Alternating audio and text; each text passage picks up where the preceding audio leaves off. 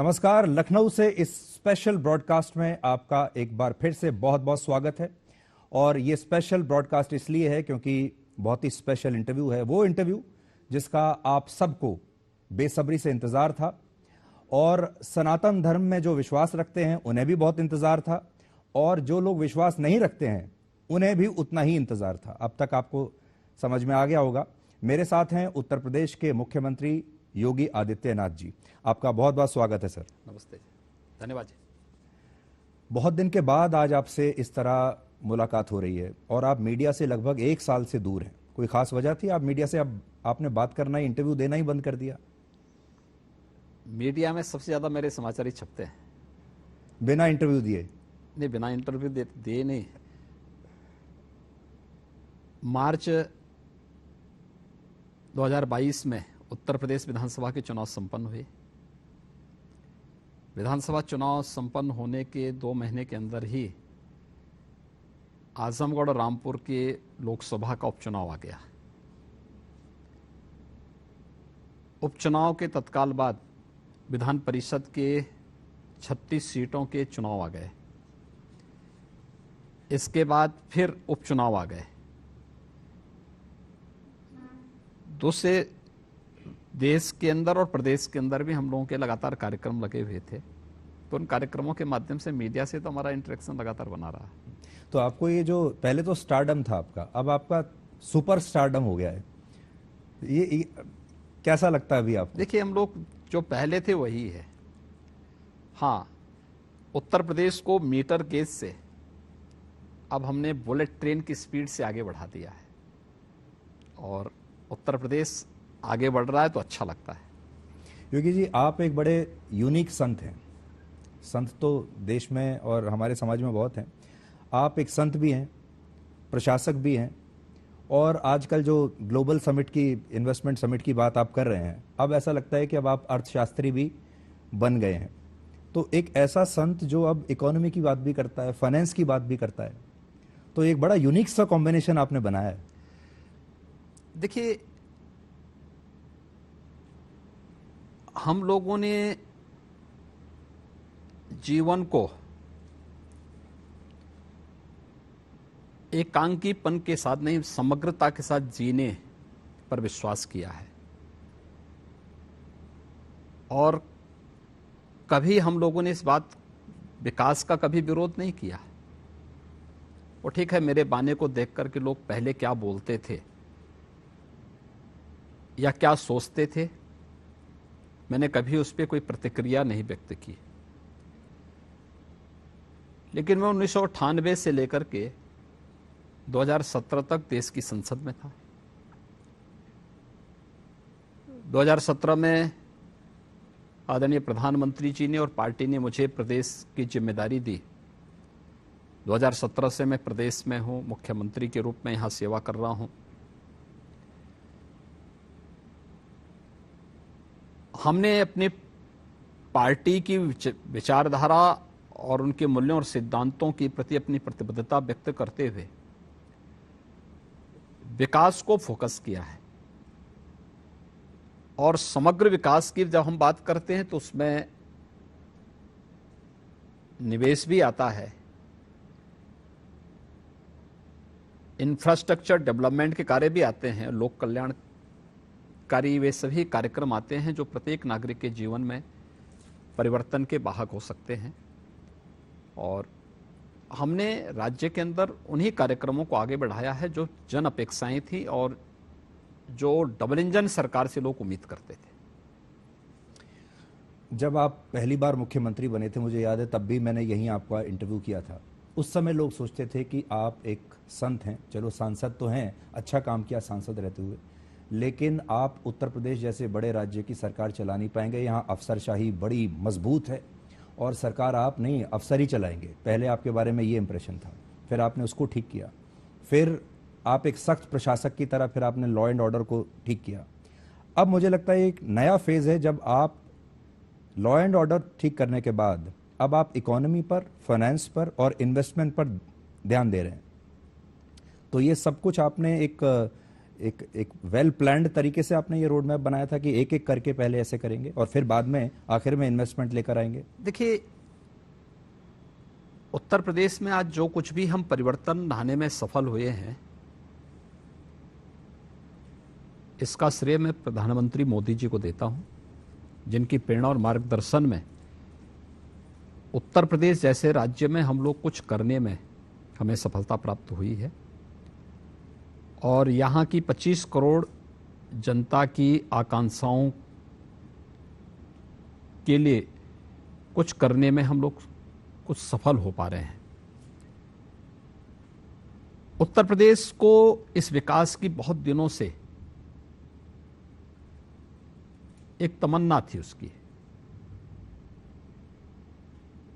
लेकिन लाएगा कौन? जातिवाद की राजनीति, परिवारवाद की राजनीति नहीं। हमें प्रदेश को समझना पड़ेगा। प्रदेश की 25 करोड़ जनता के लिए योजनाओं को बनाना पड़ेगा और देश के अंदर ये विकास की सोच, जो समग्र विकास की सोच हो, जिसमें गांव, गरीब, किसान, नौजवान, महिलाएं, किसी के साथ भेदभाव हुए बगैर परिवारवाद, जातिवाद, क्षेत्रवाद के लिए कोई स्थान न हो, सबका साथ और सबके विकास के इस भाव को ध्यान में रख करके कार्यक्रम आगे बढ़े। 2014 के बाद वो परिवर्तन देश के अंदर देखने को मिला और उत्तर प्रदेश ने उसी को अंगीकार किया और आज उसके परिणाम हम सबके सामने हैं। अच्छा, मैंने देखा कि मैं सवाल कुछ भी पूछूं, आप जवाब जो आपको देना है वही देते हैं। नहीं, मैं जवाब वही दे रहा हूं जो आपका प्रश्न है। नहीं, पर मैं आपसे कई पर्सनल सवाल भी पूछता हूं। जैसे हर सवाल में मैं आपसे ये भी जानना चाहता हूं कि आपका एक निजी व्यक्तित्व इसमें कहाँ आता है। पर मैंने ये देखा आप अपने निजी व्यक्तित्व के बारे में बात ही नहीं करते, या तो पार्टी या प्रधानमंत्री। देखिए, मेरा कोई व्यक्तिगत जीवन है ही नहीं। एक संत का कोई व्यक्तिगत जीवन नहीं होता है और हम लोग सफल इसलिए हैं क्योंकि जो अंदर है वही बाहर है, जो विचार है वही व्यवहार भी है।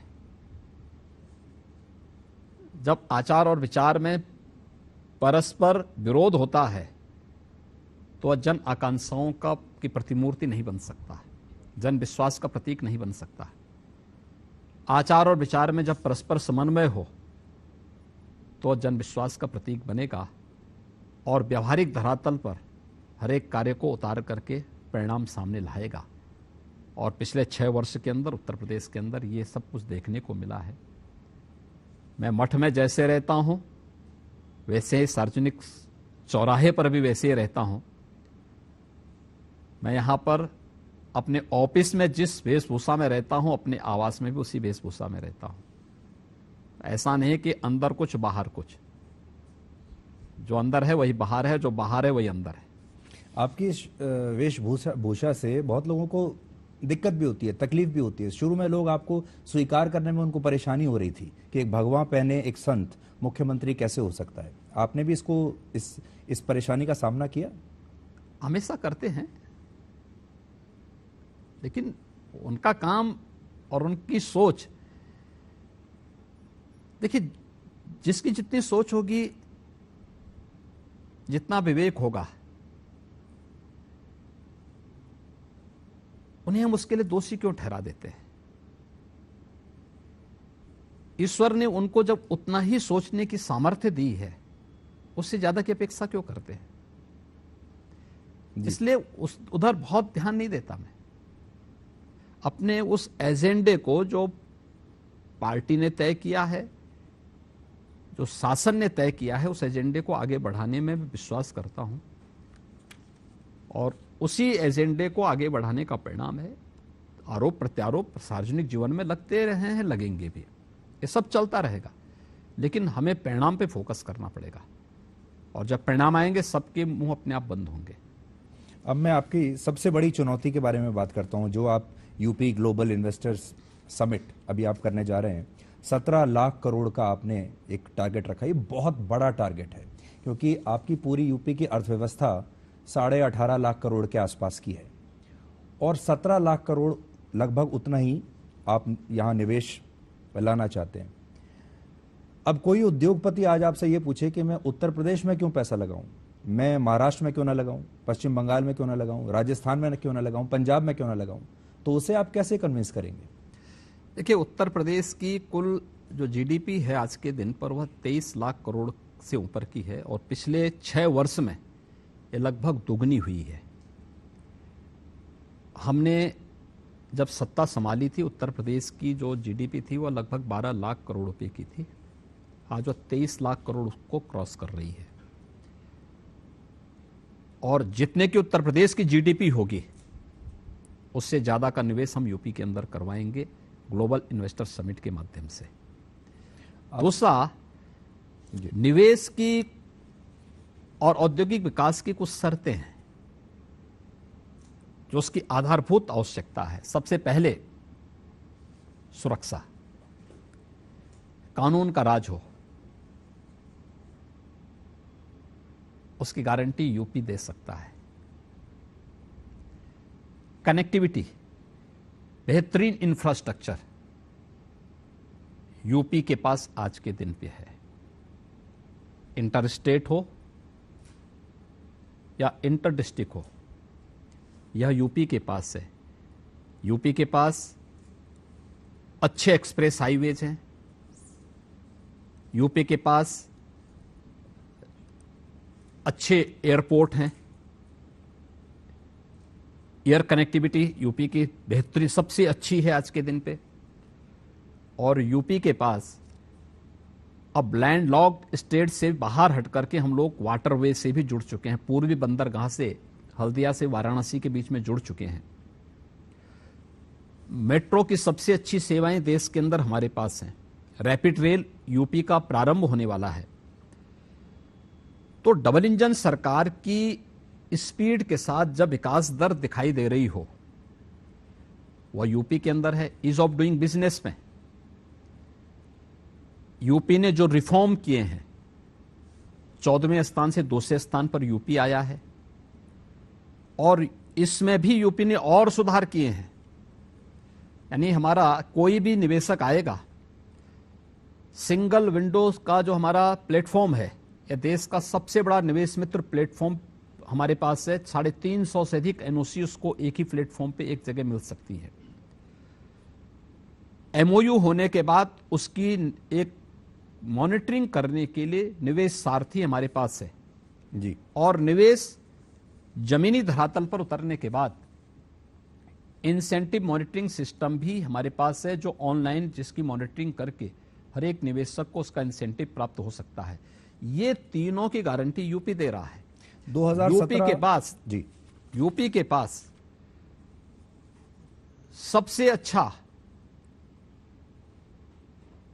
एमएसएमई का बेस है। 96 लाख एमएसएमई यूनिट यूपी के पास हैं, जो किसी भी औद्योगिक निवेश की एक प्राथमिक शर्त होती है। और 64 लाख हेक्टेयर से अधिक लैंड, 64,000 एकड़ से अधिक लैंड बैंक के रूप में हमारे पास मौजूद है, जहां पे हम निवेश को जमीनी धरातल पर उतारने में पूरी तरह सक्षम है। इन चारों पर और man power, skill and unskilled man power सबसे ज्यादा यूपी के पास है। तो फिर यूपी पीछे क्यों हटेगा? और यूपी के पास योगी भी है। नहीं, मैं तो सबके सेवा के लिए समर्पित हुई। आपने अपना जो लक्ष्य रखा है $1 ट्रिलियन इकोनॉमी बनाने का रखा है अगले 5 साल में। इसका मतलब है 82 लाख करोड़ की इकोनॉमी आप बनाएंगे। और अगर कैलकुलेट करें तो हर साल आपको 10 से 12 लाख करोड़ का विस्तार करना पड़ेगा। ये इतना मुश्किल लक्ष्य है कि आप समझिए कि क्रिकेट की भाषा में कहूं तो T20 मैच आप खेल रहे हैं, लेकिन हर बॉल पर आपको छक्का मारना पड़ेगा।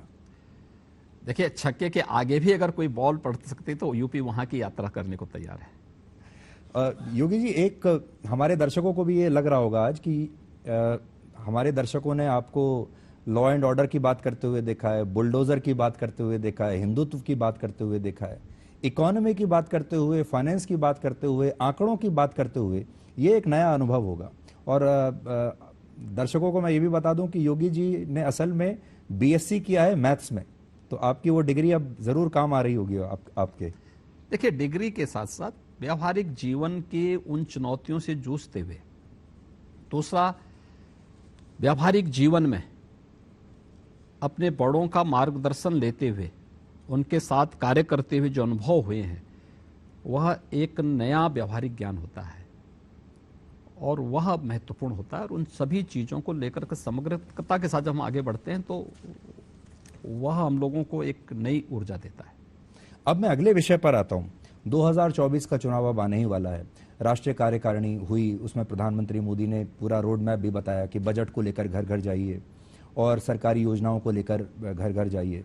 आपका अपना आकलन या ये कह लीजिए कि आपकी अपनी भविष्यवाणी 2024 के बारे में क्या है? देखिए, 2024 में प्रधानमंत्री मोदी जी के नेतृत्व में भारतीय जनता पार्टी 2019 से अच्छे बहुमत से फिर से सरकार बनाएगी और उत्तर प्रदेश में 2019 से अच्छी सीटें 2024 में आएंगी। आपको कभी वो दबाव महसूस होता है, जैसे टीम में एक ओपनिंग बैट्समैन होता है और उससे ये उम्मीद की जाती है कि ये तो शतक लगाएगा ही हर मैच में, इसलिए क्योंकि आपका सबसे बड़ा राज्य है, सबसे ज़्यादा सीटें आपके पास हैं, आपसे हर बार ये उम्मीद लगाई जाती है कि अब आप 70+ सीटें तो आप लाएंगे ही। ये 100% आएगा। उम्मीद वहीं होती है जहां आने की संभावना होती है और उत्तर प्रदेश उन्हीं संभावना वाला प्रदेश है। आजकल योगी जी आपने एक नया एजेंडा बनाया जिस पर बहुत चर्चा हो रही है, जब आपने कहा कि जो सनातन धर्म है वो एक राष्ट्रीय धर्म है, उसको लेकर लोग बड़े अनकंफर्टेबल हैं और उसके बाद लगातार आपने देखा होगा सनातन धर्म पर हमले भी बहुत हो रहे हैं, साधु संतों को लेकर भी तरह तरह की बात की जा रही है और कहा जाता है कि भाई ये तो चमत्कार दिखाते हैं, ये तो जादू टोना करते हैं। इस पर आपकी क्या प्रतिक्रिया है? देखिए, मुंडे मुंडे मतरी भिन्ना। जब एरोप्लेन नहीं आया होगा और पुष्पक विमान की चर्चा हुई होगी तो लोगों को लगा होगा कि क्या बात कर रहे हैं सब। महर्षि भारद्वाज के विमानन शास्त्र के बारे में जिन लोगों ने उस समय पढ़ा होगा और खासतौर पर पश्चिम के लोगों ने, तो उन लोगों को आश्चर्य होगा कि अरे सब तो एक कपोल कल्पना है। या भारतीय दर्शन जिन बातों को कहता रहा है, जिन लोगों ने व्यावहारिक जीवन उस रूप में नहीं देखा है, जिन लोगों को बाह्य दृष्टि और भौतिक दृष्टि ही सब कुछ नजर आती है, उनके लिए सब कपोल कल्पना ही होगी। लेकिन आज जब जहां तक सनातन धर्म की बात है, हर देश का अपनी एक आत्मा होती है जो उसको संजीवनी देती है, जो उसकी पहचान होती है, जो उसके विपरीत परिस्थितियों में सदैव उसका संबल बनती है। और ऐसे ही सनातन धर्म भारत की आत्मा है, भारत की पहचान है, विश्व मानवता के कल्याण की गारंटी है। और इसलिए मैंने कहा कि सनातन धर्म भारत का राष्ट्रीय धर्म है। यह धर्म और मत और मजहब के भेद को हमें समझना होगा। धर्म एक जीवन पद्धति है, मत और मजहब एक उपासना विधियां हैं। इन दोनों को हमें समझना होगा। जो समझ पाएगा वह इसके मर्म को समझ पाएगा, जो नहीं समझ पाएगा वो अपनी व्याख्या करेगा, आरोप प्रत्यारोप, आलोचना प्रत्यालोचना होता रहेगा। या ये कह लीजिए कि जिसको समझ में आ गया वही रहेगा, जिसको समझ में नहीं आया वो नहीं रहेगा। नहीं, अब ये आपकी सोच हो सकती है, हम किसी को भगा नहीं रहे हैं, लेकिन राष्ट्रीयकरण की मुख्य धारा के साथ जोड़ने का आह्वान सबको करेंगे। पर आप ये जरूर एक इशारा कर रहे हैं भविष्य के लिए कि ये सनातन धर्म एक वृक्ष की तरह है और जिसे भी भारत में रहना है इसी वृक्ष के छत्र छाया में रहना होगा। मानवता के कल्याण का मार्ग जब भी प्रशस्त करेगा, सनातन धर्म ही करेगा। और इसके अलावा कोई और नहीं कर सकता। दुनिया के अंदर हर जगह ये बात है, मैं बड़ा, ये मेरा, ये तेरा। अकेले सनातन धर्म इस बात की गारंटी देता है कि ये मेरा है, ये पराया है। ये तो छोटी सोच के लोग ही बोलते हैं। विराट सोच के लोगों के लिए तो पूरा दुनिया ही एक कुटुंब है। अयम निज परोवेति गणना लघु चेतसाम उदार चरिता नाम तो वसुधैव कुटुंबकम। और यही सनातन धर्म का उद्घोष है। तो जो लोग गजवा हिंद का सपना देखते हैं, जो लोग खालिस्तान का सपना देखते हैं, जो लोग भारत को तोड़ने का सपना देखते हैं, जिसको हम टुकड़े टुकड़े गैंग भी कहते हैं, जो माओवादी हैं, वो तो आपके इस विचार को का बहुत ज़बरदस्त विरोध करेंगे और इस देश को फिर से पोलराइज करने की कोशिश तो कभी सफल नहीं होंगे। ये नया भारत है, कभी वे सफल नहीं होने वाले हैं। और नया भारत अपनी विरासत पर गौरव की अनुभूति करता है। नया भारत प्रधानमंत्री मोदी जी के नेतृत्व में दुनिया को नेतृत्व देने की सामर्थ्य रखता है और G20 का समिट इसका उदाहरण भी है। जी, अब ये नया भारत में भी दो रूप आ रहे हैं। एक तो जो नया भारत जिसकी आप बात करते हैं, और एक राहुल गांधी जिस भारत को जोड़ने की बात करते हैं, भारत जोड़ो यात्रा। राहुल गांधी की ये जो विचारधारा है और भारत जोड़ने की जो बात हो रही है, इसका आकलन कैसे करते हैं आप?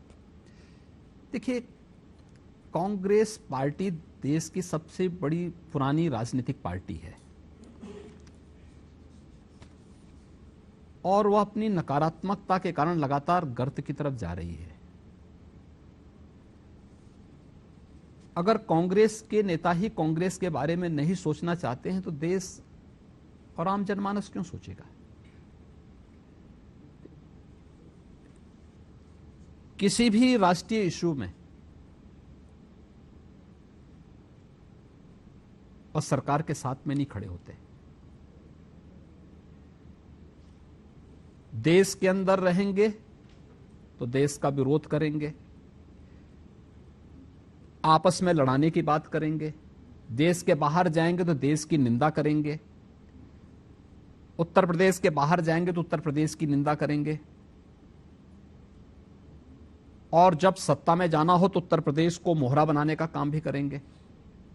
जनता इस दुविधापूर्ण चरित्र से उब चुकी है।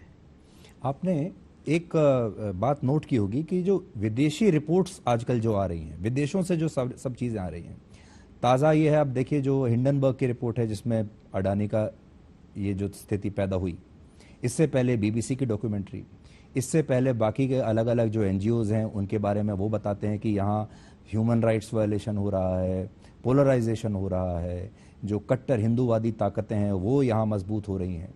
तो ये जो विदेशी रिपोर्ट्स हैं ये हमारे देश की राजनीति में बहुत एक अहम रोल देखिए प्ले कर रही है। ये चीजें जब भी चुनाव आते हैं उसके आसपास इस प्रकार की बहुत सारी चीजें आएंगी, लेकिन नेतृत्व के प्रति देश की जनता के मन में जो विश्वास है वह बड़ी बात है। और इस पे कोई भी प्रतिक्रिया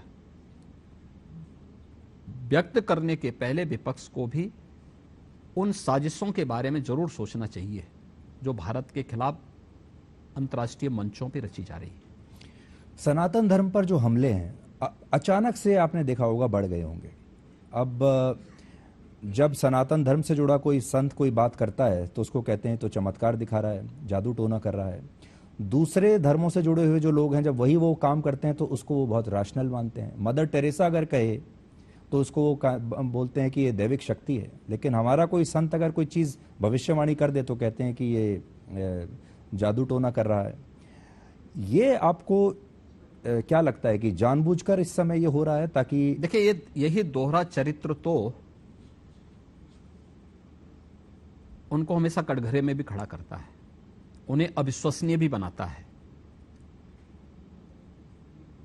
हमने अपनी बात किसी पे थोपी नहीं है, हमारे किसी संत ने किसी पे अपनी बात नहीं थोपी है। आपको अच्छा लगता है आप देखिए, नहीं लगता मत देखिए। आपको जो पसंद आए वो करिए। अभिव्यक्ति की स्वतंत्रता में किसी को कोई बाधा नहीं,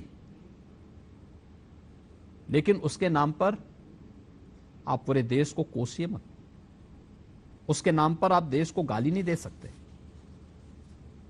पूरे भारत को और भारत की आत्मा को पर कुठाराघात नहीं कर सकते। और मुझे लगता है इसकी छूट और इसकी इस प्रकार की उच्छृंखलता करने की छूट किसी को भी नहीं दी जानी चाहिए। पर आप देखिए रामचरितमानस के बारे में जिस तरह की आपत्तिजनक टिप्पणियां आजकल की जा रही हैं, किसी और धर्म के ग्रंथ को लेकर ये कल्पना भी नहीं की जा सकती। देखिए, ये वे लोग हैं जिनका अपना कोई डेवलपमेंट का एजेंडा है ही नहीं। डेवलपमेंट के एजेंडे से ध्यान हटाने के लिए इस प्रकार के मुद्दों को उठाया जाता है जो समाज में वैमनस्यता पैदा कर सके, लेकिन वे कभी सफल नहीं होंगे, क्योंकि उनकी असलियत समाज समझ चुका है। आपकी लोकप्रियता के बारे में बात करते हैं। आपकी लोकप्रियता लगातार बढ़ी है हाल के दिनों में। पहले मैंने आपको कहा, पहले आप स्टार थे, फिर सुपरस्टार हुए, अब तो उससे भी शायद ज़्यादा आपकी लोकप्रियता बढ़ रही है। और आप हिंदुत्व के एक पोस्टर बॉय के तौर पर लोगों के सामने हैं, उसमें भी हार्डलाइनर हिंदुत्व। तो आप अपनी इस छवि से बिल्कुल सहज हैं? इस छवि के साथ आपने जानबूझकर ऐसी बनाई है या आप? देखिए, मैं एक योगी हूं और ये एक योगी के रूप में ही रहना पसंद करता हूं। ना मैं हार्ड हूं ना सॉफ्ट हूं। मैं केवल एक योगी हूं और योगी के रूप में अपने दायित्वों का निर्वहन कर रहा हूं। देखिए, पहले जब वाजपेयी जी थे तो वाजपेयी जी सॉफ्ट चेहरा माने जाते थे, आडवाणी जी हार्डलाइनर माने जाते थे। फिर आडवाणी जी आए तो मोदी जी हार्डलाइनर माने जाने लगे।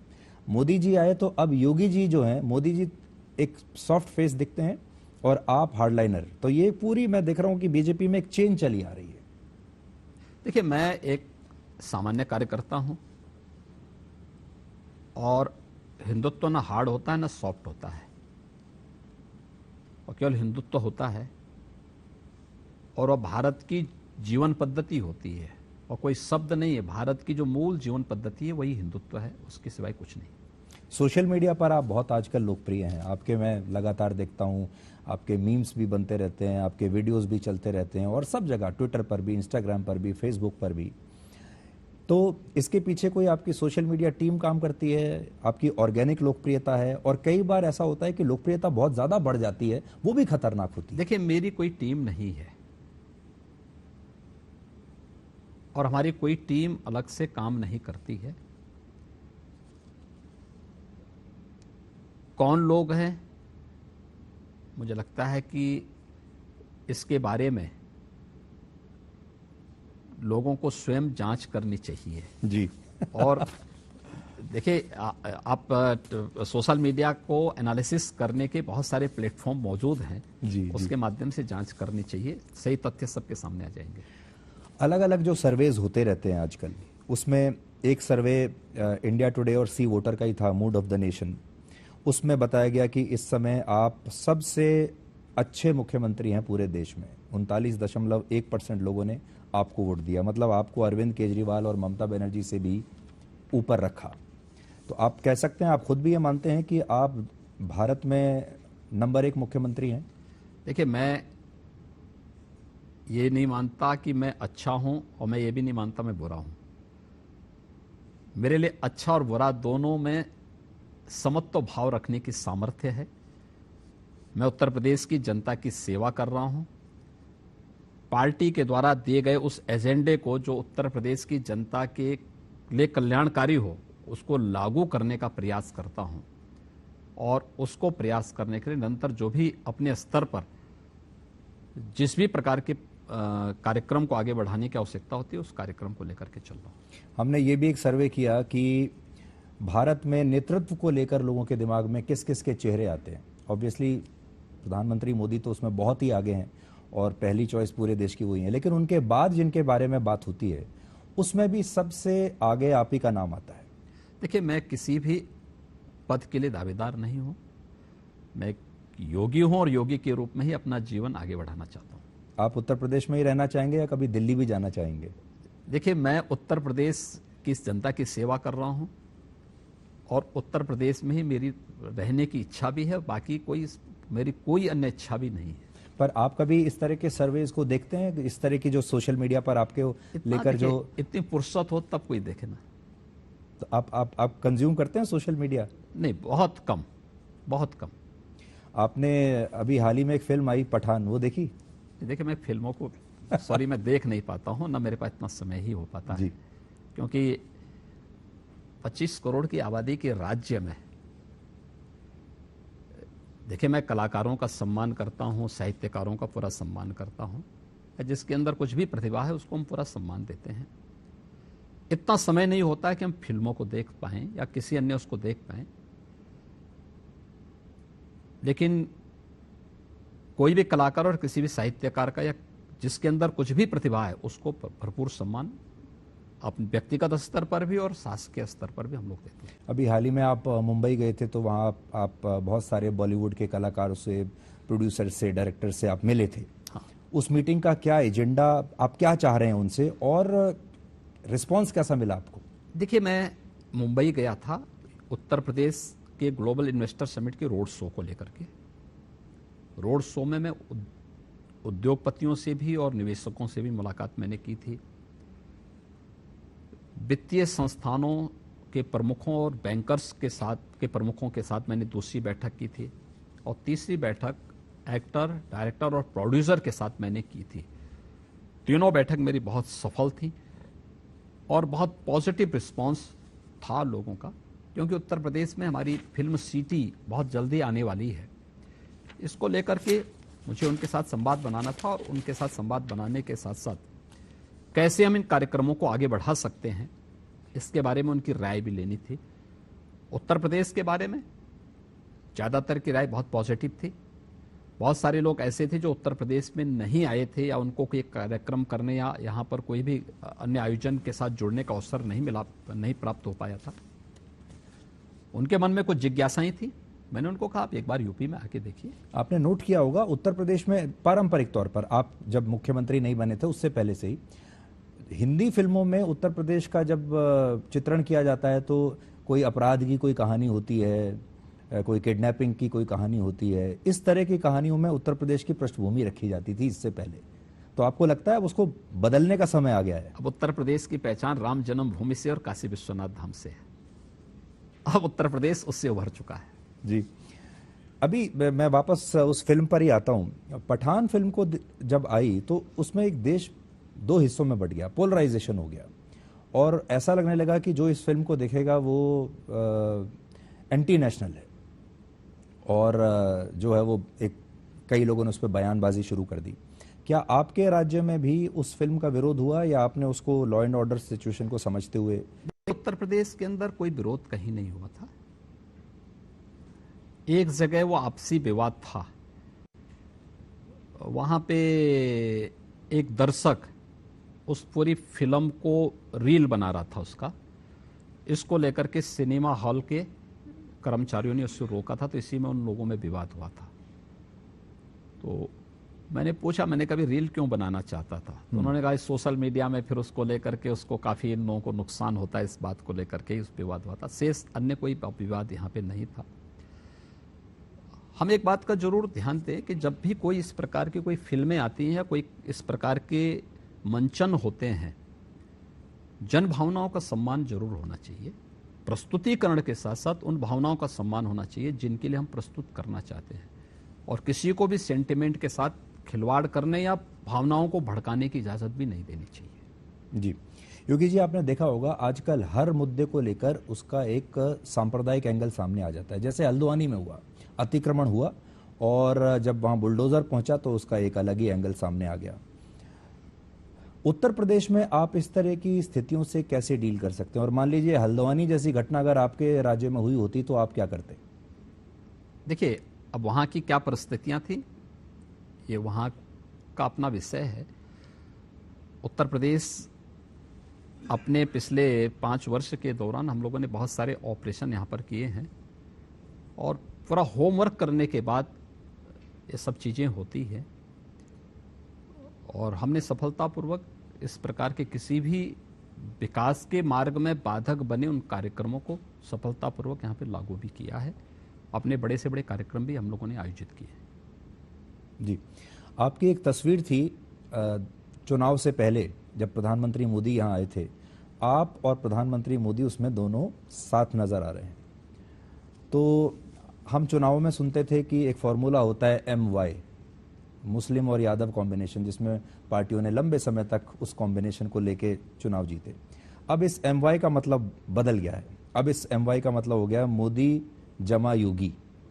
आपको ऐसा लगता है कि वो तस्वीर एक्चुअली बड़ी आइकॉनिक थी और वो तस्वीर बहुत सारी चीज़ों को चित्रित करती है, और वो तस्वीर वाकई में डबल इंजन भी उसी तस्वीर में छिपा हुआ है, और उस तस्वीर ने एकदम चुनावी तस्वीर को बदल दिया।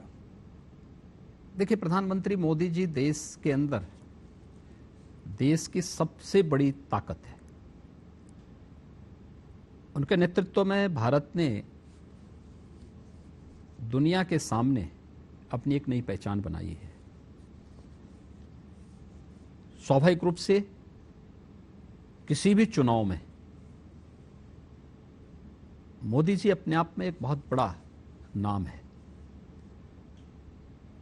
2014 रहा हो, 2017 रहा हो, 2019 रहा हो या 2022, तो मोदी जी के ही नाम पर और पिछले 9 वर्ष के अंदर हुए कार्यों को पूरा देश भी देख रहा है, और भारत की 140 करोड़ की आबादी भी उसको महसूस कर रही है। क्योंकि समाज का कोई तबका ऐसा नहीं जो इन कार्यक्रमों से और उन कार्यों से किसी न किसी रूप में लाभान्वित न हुआ हो या उससे जुड़ा हुआ न हो या उस परिवर्तन का साक्षी न बन रहा हो। तो स्वाभाविक रूप से इसका लाभ तो उत्तर प्रदेश में होना ही था। जी, अब देखिए, राम मंदिर तो लगभग कंप्लीट होने वाला है। तो राम मंदिर के नाम पर जो लोग आपको वोट देते थे, अब उनकी अपेक्षाएं और आगे बढ़ गई, क्योंकि राम मंदिर तो आपने कर दिया, 370 भी आपने कर दिया। अब लोग शायद यूनिफॉर्म सिविल कोड आपसे मांगेंगे अगले चुनाव से पहले, शायद आपसे POK मांगेंगे। तो क्या उन मांगों को पूरी करने के लिए सरकार तैयार है, बीजेपी तैयार है? देखिए, हमारे यहाँ एक बात कही गई है कि अभी तो जो ये कार्यक्रम थे, जनता के सामने जो बातें कही गई थी या जो जन अपेक्षाएं थीं, अगर हमने नहीं भी कहा तब भी अगर वो देश की आवश्यकता थी, उन कार्यक्रमों को सफलतापूर्वक लागू किया गया। अब उसके प्रति कृतज्ञता ज्ञापित करने और धन्यवाद ज्ञापन करने का अवसर है। प्रधानमंत्री मोदी जी के प्रति धन्यवाद ज्ञापित करने का एक अवसर देशवासियों के सामने, प्रदेशवासियों के सामने है। ये उन जन भावनाओं को पहली बार आजादी के बाद सम्मान मिला। एक दूसरा, संकट के समय कौन आपका साथी रहा है। इस सदी की सबसे बड़ी महामारी कोरोना के दौरान भारत जैसे देश में, मुझे याद है 1998 में पहली बार सांसद बना था। तब तक पूर्वी उत्तर प्रदेश में, और बाद में वो बीमारी फैलते फैलते प्रदेश के 38 जनपदों में फैली थी, इंसेफ्लाइटिस की। जी, एक भयावह रूप ले चुकी थी। 1978 से लेकर के और 98 तक कोई उसका पुरसा हाल नहीं था, कोई पूछने वाला नहीं था, न सेंट्रल न स्टेट, कहीं भी नहीं। 98 में मैंने उस मुद्दे को संसद में रखने का प्रयास किया था। कुछ अड़चनें आई, फिर मुझे सफलता मिली, मैं लड़ता रहा। इंसेफ्लाइटिस का वैक्सीन जापान 1905 में बना चुका था और भारत में वैक्सीन आया 2006 में। 100 वर्ष लगे हैं वैक्सीन आने में, भारत आने में।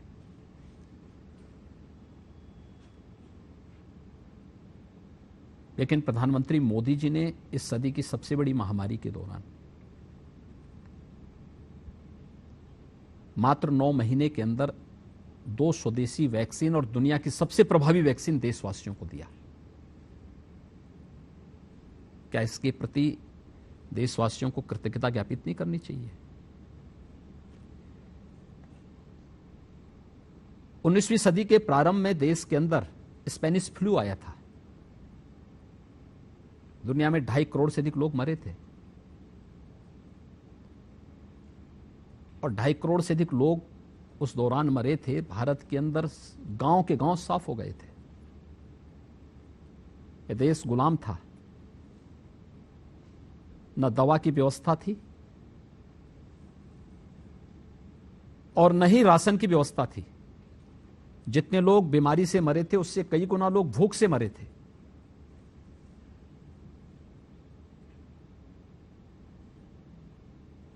वंदे मातरम जैसा, आनंद मठ जैसा उपन्यास उसके बाद आता है। पहली बार हुआ है कि कोरोना की आहट के साथ ही देश में 80 करोड़ लोगों को फ्री में राशन की सुविधा भी प्राप्त होती है। ये सरकार की संवेदनशीलता को प्रदर्शित करता है और लगातार उन सभी कार्यक्रमों को लेकर आगे कार्य हो रहा है। हर गरीब के पास अपना मकान हो, हर गरीब के पास अपना शौचालय हो, हर गरीब के पास अपना रसोई गैस का कनेक्शन हो और ग्रीन ईंधन उसे प्राप्त हो सके, हर गरीब के पास बिजली हो, बिजली का लट्टू उसके घर में जलता हुआ दिखाई दे रहा हो, हर गरीब को वित्तीय समावेशन के साथ जोड़ करके आर्थिक स्वावलंबन की ओर अग्रसर करने के कार्यक्रम चल रहे हों।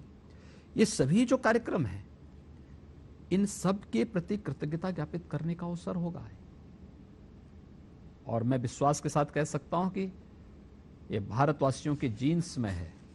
अगर आपने कुछ किया है तो उसकी प्रति वह कृतज्ञता ज्ञापित करेंगे, जाति, मत, मजहब, क्षेत्र और भाषा से ऊपर उठ करके।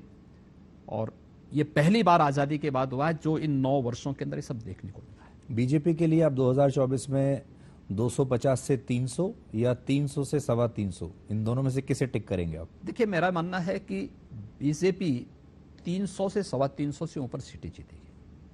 आपने जो अपनी सारी योजनाएं अभी बताई और प्रधानमंत्री ने भी कहा कि इन्हें घर घर पहुंचाना चाहिए, इसमें आपने कोई भेदभाव नहीं किया जाति, धर्म, किसी भी वजह से। लेकिन आजकल जो वापस मैं आपको उस मुद्दे पर ला रहा हूं, रामचरितमानस को लेकर जो बात हो रही है, और खास तौर पर ढोल गंवार शूद्र पशु नारी सकल ताड़ना के अधिकारी, इसको पकड़कर लोगों ने एक इसमें से शूद्र वाला एंगल निकाल लिया और कहा है कि रामचरितमानस डिवाइड करती है। आज आप हमारे दर्शकों के लिए क्या इसकी व्याख्या कर सकते हैं? देखिए, जिस मंच पे इसकी व्याख्या मुझे करनी होगी वहां जरूर करूंगा, लेकिन मैं इतना कह सकता हूं, मैं इतना जरूर कह सकता हूं, ये विकास और निवेश जैसे मुद्दों से प्रदेशवासियों का ध्यान भटकाने के लिए